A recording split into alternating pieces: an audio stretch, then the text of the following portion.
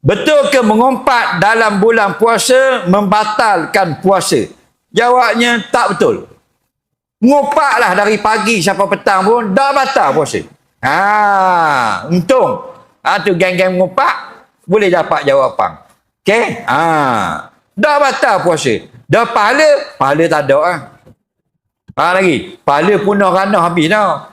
Tadi baca dah kan hadis.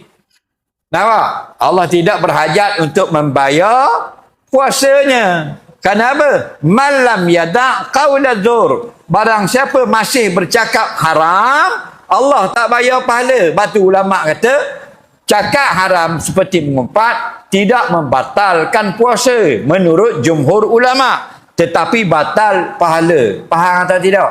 Pahala tak ada. Okey?